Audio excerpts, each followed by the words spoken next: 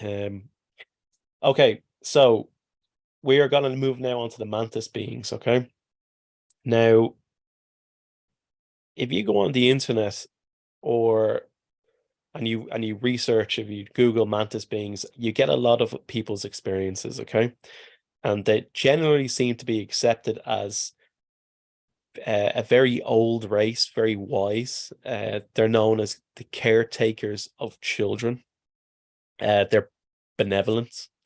Now, Ted, you're saying something completely different about them. So I think we should start off firstly.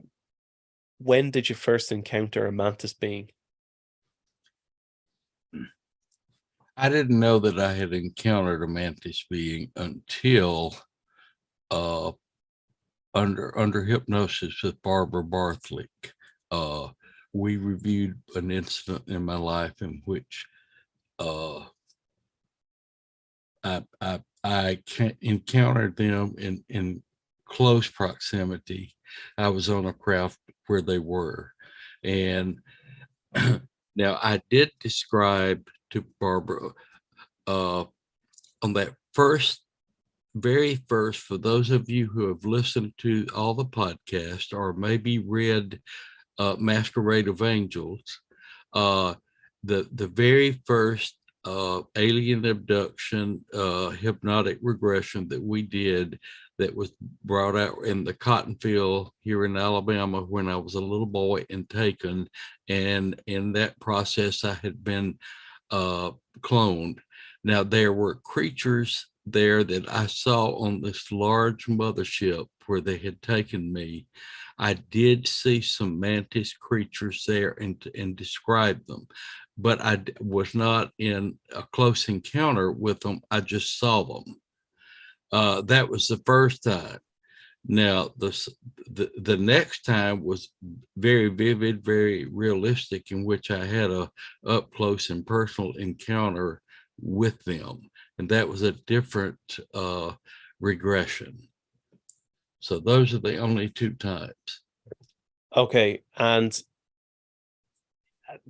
as far as them being known as caretakers for children, you've got a completely different view of what they're doing to the children, which is what? Well, you got to understand the nature of these aliens. We're dealing with non-human entities, but we as humans want to make them act and think like humans because we can relate to them better. And I deal with people, talk with people all the time who are very pro-alien. They really think and feel that they're here for our best interest, but yet I have not run across any evidence that makes me feel that's true. Uh, all the encounters that I've had with them have not been positive. They've done some positive things to trick me into thinking they're positive, but I learned that these were lies and deceptions. Okay, so we have to get to the fact, to the nature of these mantis.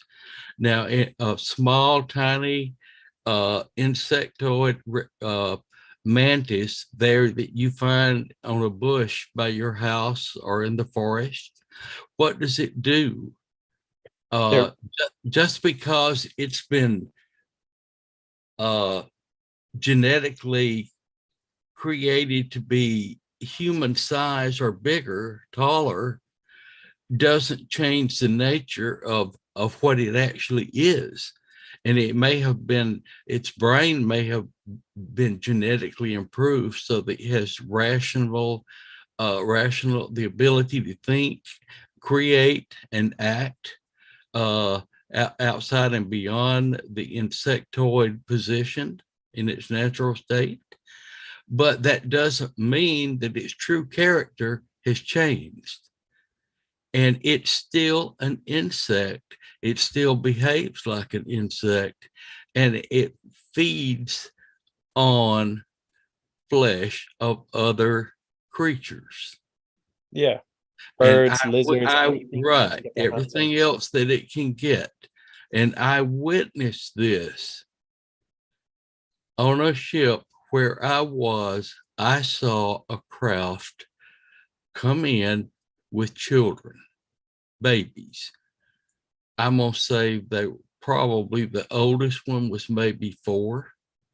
They were 4 down to toddlers, diapers, and they were brought in and they were taken off of this circular round craft onto a conveyor belt. And they were, now the children were kind of uh, I'm not going to say totally paralyzed because they were moving their arms and legs, but the children were somewhat like in a coma.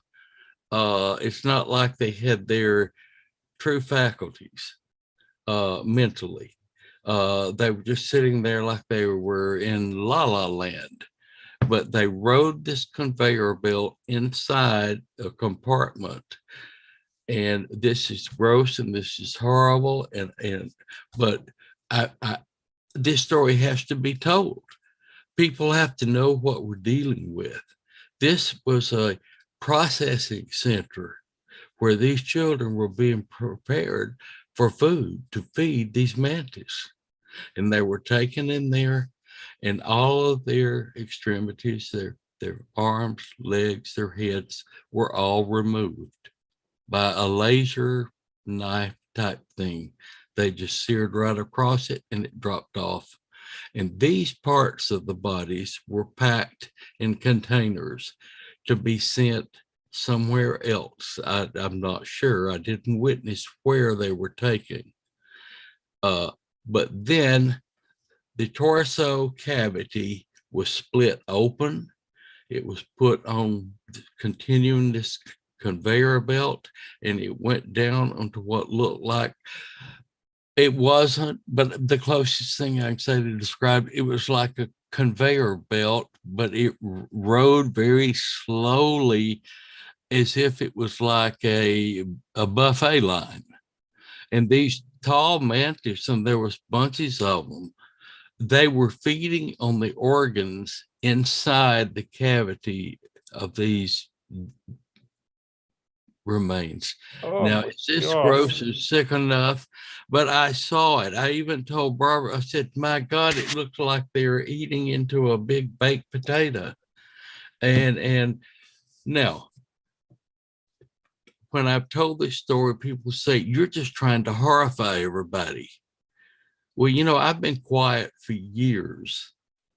I didn't want to tell people what I knew to protect all of you listening. This is one of the reasons I say the government has gone to extreme measures to make sure that we don't know what's really happening because they can't fix it. And I think one of the main reasons, and I'm not taking up for the government, but I think I can see, what would I have done? What would you have done in that position to have recovered that craft at Roswell and found such remains inside that told them probably what was going on, but there was absolutely nothing they could do to stop it. Of course, they lied to the whole world. They didn't want the panic that Right. this would cause. And now here I am coming along all these years later, and I'm telling you, people listening, this horrible story, but I saw it, and now I have to back it up with the fact that after I recovered from the shock that I went through of reliving this experience and witnessing what I saw, and believe me, people, it took me some time. I was an absolute, the old expression, basket case. I was an emotional wreck, and I couldn't even work for days. It left me mentally, spiritually, and physically crippled to have relived this event and saw what I saw, and the heartbreak I experienced from it. And Barbara then comes back later after I'm able to talk with her more about this, because momentarily I had told her, I said, this is it. I'm not doing any more regressions. I can't handle it. Yeah. And she came back later and she said, Ted, and she got out some records with no names on it. And she had, I don't remember exactly, but I'm going to say more or less 7 cases of other people that she had worked on that had witnessed the very same thing. Did you say 7? I think there was around 7 cases that she had done hypnotic regressions with before me, some of them several years, that had witnessed this basically the same thing. Right. And Ted, when did you discover this knowledge? Was it back in 1994 with Carla, or was it? This was after Carla's death. Barbara Right. and I continued working, but I had kind of dropped off the public trail. Yeah. My life had been threatened. I knew what had happened to Carla. Uh, Barbara had been threatened, and she wanted me to continue this work because she said that I had the ability to open up and see these things in a very true and realistic and explainable way, where others had been lost and mixed with a lot of confusion and screen memories and what have you, and it wasn't altogether clear. So she thought that she needed me to really enhance this work. And Barbara, being such a dear and precious friend to Carla and I both, that I kept working with her. I worked with her all these years that I was silent, but we were still doing work. I would go to Tulsa whenever I could and stay a few days, and we would do a few regressions. And then I would come home and try to emotionally get over what I'd seen for a long time. It's been a very heartbreaking experience to me over these years. Um. So was this at Dulce? This Man, mantis buffet? I don't know where it was. No. Okay. So when did the event happen? What year? I was taken. I was taken out of my home, and it happened when I was in Amarillo, Texas. When I was living there, I lived there 3 years, and it was an abduction that happened there, and I don't know where I was taken. Now, Amarillo is, as the crow flies, is not that far to Dulce. Yeah. Maybe Okay. by car, maybe like about a 4.5 hour drive by car from Amarillo to Dulce. So it was in that area. It's possible, but I don't know for sure. I just know that I was taken there, and they did things to my body. They put headphones on my ears. I think they were trying to program me for something, and maybe they did. I'm not sure what they did to me. I just remember the headphones being put in a chair that looked like a dental chair, and it laid back, and they did different things to my ears, to my eyes. They took blood. They had, like I said, the headphones on my head, and then in the process, uh, of being removed from that room where those things were happening, we went into an area where I was to get back on a UFO to be brought, I returned, I'm assuming, back to my bedroom. And that's where I saw another UFO where these children were being brought out of this UFO on that conveyor belt. And then it's like, I don't know if they did it or if there was a friendly force of aliens in charge. I'm not sure, but I remember I suddenly found myself in the room where the feeding was taking place. And Jesus Christ. and that's the story of it. I don't have any better details, but that's what I saw. And Barbara confirmed that I was not the only one that had ever seen this situation. And Ted, So why yes, they're the caretakers of the children. Yes, they certainly are. You can see that deception and that lie. They're insectoids and they're behaving like insectoids. Why do we expect anything different out of a mantis? Yeah. And Ted, why children? Well, I would say that one cavity of a child's chest with the stomach, the heart, the liver, everything, that's a meal. Okay. That's a meal. A human size would be maybe, in my opinion, bigger than what they need. It might be a waste. And I can assure you from what I've seen, these aliens, these entities waste absolutely nothing. Mm. They have creatures of all kinds to feed on every part of the body. All the blood goes to the graze. Uh, the children, we just discussed where that goes. Uh, anyway, just think about it. I don't need to describe it for you. You can imagine. You Yeah. can imagine. And they're not clean. Uh, the very putrid smell in these UFOs. They're not clean at all. They're nasty. They poop in the floors, and then they have another insect like big roaches or whatever that come and eat it all and clean it up. That's the way it gets cleaned up.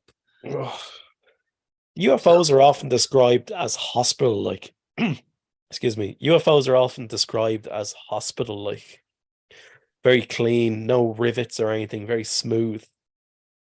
well, now when I was taken on that childhood abduction out of the cotton field, the one where I was cloned, I was taken to a mothership. Yeah. Now, the mothership had human workers in there. It was clean and it did not smell bad. I'm talking about these small craft that are like the taxis and Right. the operators, these insects that operate it. Yeah, okay. Uh, and I saw it all for what it really was. And I went into shock. I was screaming, I was yelling. It took three, maybe four people to hold me down because I had become totally hysterical Yeah. The because everything that I believed in was shattered. yeah. And also, Ted, uh it, I know there's experiences that you've had where you've seen aliens that you were never regressed on and that you were always remembered without the aid of hypnosis. I remember when I lived in the apartment in Atlanta, Georgia, and I was in bed, I was asleep, and an alien reptile dressed in like robes that a king would wear came through a fog into that room. And I remembered that consciously without having to look under it uh, in hypnosis. Yeah. And also, that was another time, one of the most frightening experiences in my life. Yeah. One of the abilities the aliens have is they can manipulate human memory. There's Carla once said that they would implant screen memories so that when the person is recounting this encounter with the beings, they might have a positive memory, and then but when you dive deeper through hypnosis, you find that what actually happened is completely different usually, and it's your typical abduction experience where a person is taken and medical procedures performed on them. Uh, they take either sperm from men or eggs from women, and they didn't have a very positive experience at all. But do you know why you're able to kind of see past these screen memories with the aid of hypnosis? Well, Barbara helped me. Of course, when I first was going under hypnosis for the very first few times, I ran into a lot of screen memories, and I would talk about uh, things that look quite benevolent. Yeah. And of course, Barbara, with the expertise that this lady had, she knew without telling me, that this was probably false memories. Uh, but it's like this, Stuart. If they don't cover these negative experiences with something sweet, eventually everybody's going to catch on. This is pretty horrible. Yeah. The way they protect themselves is to not let us know what really happened. Yeah. Like in the neighborhood abduction, when all of we neighbors were packed into that little small UFO, Yeah. uh, the overseer or the caretaker was a female human. Interesting. That's what we saw. But under hypnosis, I saw that it was actually one of the tall grays. The tall grays. Yeah. Tall grays. But they wanted us to see this human figure, and that's what we would remember if we remembered anything, because they don't want us to know the truth. They don't want us to really know what they're doing to us. Yeah. Does And another thing, and let me say this in all honesty and sincerity from my heart. I say, if they were on the up and up, they would have landed long time ago, and back in biblical days or whatever, because we have evidence that they were around. They would have been doing uh, wonderful things in their involvement with humanity. yeah. And the Yeah. fact that they cover everything up with deception and lies, what does that tell you about their character? Yeah. I always thought like the best thing they could do for us is really just leave us alone. I it's sort of like in Star Trek where they have the prime directive, this Well, kind of non-interference in well, unadvanced well, cultures. I understand what you're saying. However, uh, we need to think about the possibility that we are part of this system. Right. We are part of it. Yeah. And that's the part that we're going to have a hard time accepting, that we are a part of the whole system. Yeah. That otherwise they would not be so interested in us. Yeah, they're very interested in us. Well, yeah, they are very interested in us.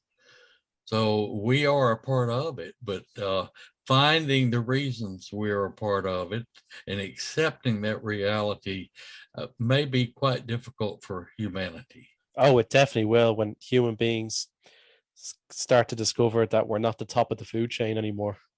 Yeah. Well, who knows? But yeah, maybe we should move on from there. So the Greys, I just want to bring the Greys to people's attention. As my understanding is that there's two different types of Greys. Okay, there's the tall ones and the small ones. There's also people report them in different colors. I don't know if that's other species or if it's just these kind of screen memories that people are remembering.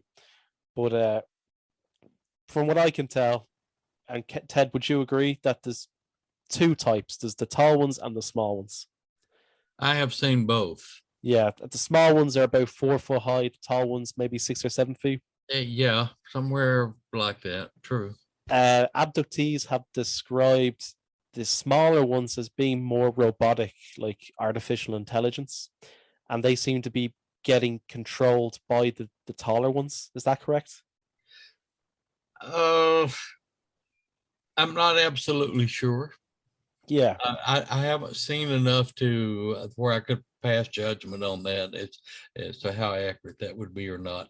I know I have seen both, and my feeling is that they are created, manufactured, a cross between some type of insect and human. Yeah. Okay. Uh, that's just my inner feeling, and I have no reason to dispute that if anyone uh, agrees or disagrees. It's just my feeling. I had uh, I had an email from someone last week also that asked me uh, how or why did I stop doing psychic readings? Why did I suddenly put all that away and just kind of became a recluse? And so I want to clarify that. Uh, when the when Masquerade of Angels was released in I think at the end of November 1994, shortly afterwards, I got a very threatening phone call. I had two grandchildren, babies practically, living with me at the time. And I got this phone call during the night. The voice was somewhat human mechanical. And what I mean by that is I had listened to some recordings of some spirits that were being channeled through some people here in the United States. And listening closely to that voice, it didn't sound quite normal. It almost sounded a little bit mechanical. And this voice that threatened me called and told me if I valued the safety of my grandchildren, I would put a lip on the information that I have, or put a zipper on it. I think that's the word they used. And so I took that very seriously. Yeah. And I know that Barbara had been threatened before. Carla had been threatened. And in fact, Carla had the Men in Black come to her house.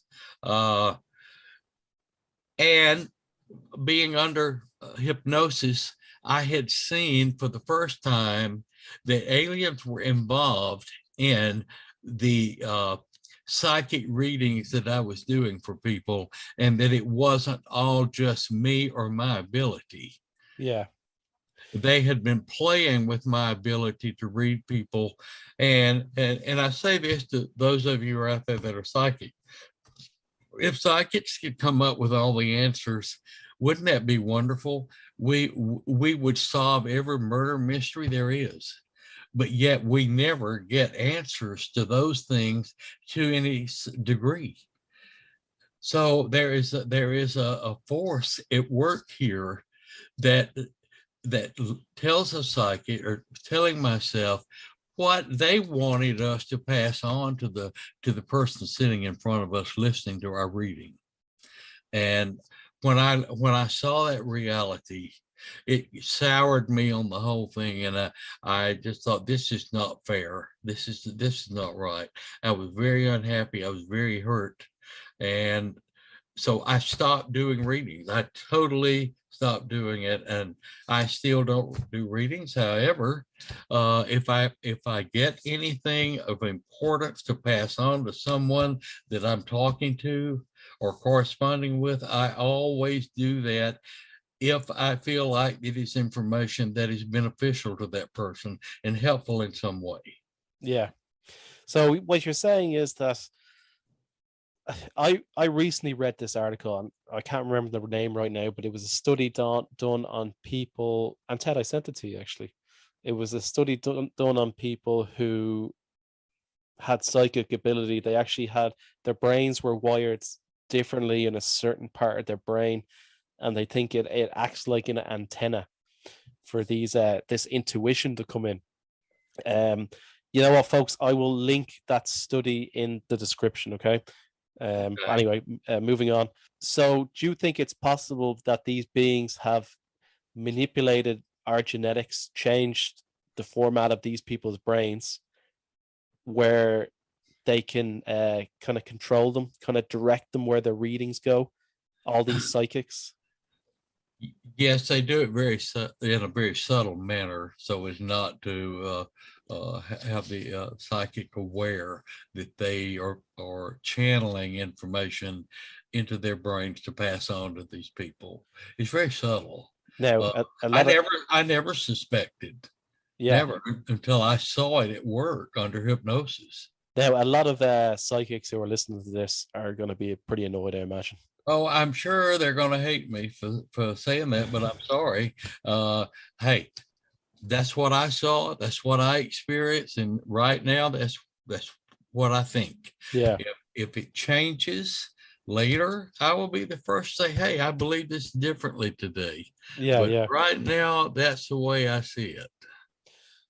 Did I miss anything, Ted, with the abduction? Well, let me add this. The procedure you're talking about is very, very common where people are taken out of the bedroom, they're taken into a craft, their clothes are removed, they're medically examined, they're punched, probed, all kind of things done to them, and they're told that they're trying to learn about humanity. They're very interested in us and our species, and they thank the abductee for their assistance in allowing them to do this. And if people have memory much about it at all, they're quite pleased that they helped some interplanetary species who's trying to improve themselves by studying humanity. And don't you think, since they've been around since biblical days and probably prior to that, and that people have been abducted worldwide by the millions, that don't you think that that's they know all they need to know, that there's something else going on here that they're covering up? And that's what I would like the listeners to start thinking about. Yeah, Uh, like you would think they would have more than enough genetic material Oh, and they information. do. They do. They do. And as far as these fetuses, there are select females, human females that have been selected as hatcheries, you might say. They impregnate them, and then they come and they take the eggs or what, fertilized eggs or whatever, and is that okay for us to be used that way? It's Uh, not okay with me. Absolutely Uh, not. No. where as I said to a lady one time who was so happy about uh, being an egg hatcher for these beings, and she thought she was really doing humanity a great service. And I looked at her and I said, "Did you give them permission to do this?" "Oh, yes, they said I did." I said, "Well, did you see it in writing? Show me the contract." uh, I said, they're feeding your brain, making you happy that you're producing something for them that could be quite sinister. We need more information about Yeah, this. yeah, There's too much hidden agenda in all of this for us to just lay down all arms and say it's okay that we just surrender to this. They can do whatever they want to, which really they're doing it anyway. yeah, But they want to keep us in the dark. They don't want us to really know what they're doing to us and why. And that is something that needs to come out to people. Now, Ted, I spoke to you before about the Disclosure Project, Dr. Stephen Greer, and Yes. the protocols for human initiated contact. Um, Now, I know it works. Okay, I've done it. I've seen the ships. It was taught to me by a group of people in Australia, and I think it's fantastic. But I also just want to tell the listeners who might be doing that that I think it's important that we don't lose ourselves in this. That we approach this phenomenon from a human point of view. You know that I can hear a baby. No, that was my kitty cat wanting out. Oh, that's your gas. um, but I think it's important that we don't lose ourselves in this, that we keep some sovereignty and that we we should be a bit wary about this because we don't know anything about the politics out there. That what these beings are really up to, why they're here. We need more information. Yeah, I don't see that it's uh I don't think we need to all go to the edge of town and put up banners and flowers welcoming welcoming this force into our lives until we have more truthful information. There are too many untruths yeah, uh, to me. And if it turns out that that they really are great and wonderful, and they're going to save us all, hey, I'm appreciative. yeah, But I need more information before I can say that. yeah. That would be the same for me. Like I do love the idea, and I do like that these beings are making contact. But Mhm. just if you look at the history of the UFO phenomenon as a whole, it's always been deception, misdirection. Um, like we've been looking at this, or people have been looking at this for 70 years. And to be honest with you, like the research that came out of the mid 90s, that's kind of like all the information we're still working on today. Like there's nothing new has been discovered. Like we haven't discovered what the new agenda is or anything like that. Ted, I, I agree with you what you're saying. I'd like to point this out. For those of you that have read Masquerade, go back and pay attention to the chapter that deals with the abduction when I was in the cotton fields at my grandmother's. Uh, Look at the fact that in that abduction, I saw that I was placed on a stage in front of a lot of creatures, and that there was a group of little small aliens that came out. And then there was another group that were hooded that came out. And why was I assigned a set of two groups that were opposite from each other? And what does that mean? that's interesting. And what does that mean? Because it's very important in understanding this phenomena and what it's really all about. What does that say? You've got a group of good aliens. You got a group of little fiery-eyed, hooded, bad aliens, and me, the human. Both are assigned to me. Sometimes good angels and bad angels. And by the way, another word for angel is agent. Another word for agent is person, you know. Uh, so good angels, bad angels work together to achieve a goal. Right. That's very powerful in this phenomena. Everyone, please pay attention to that.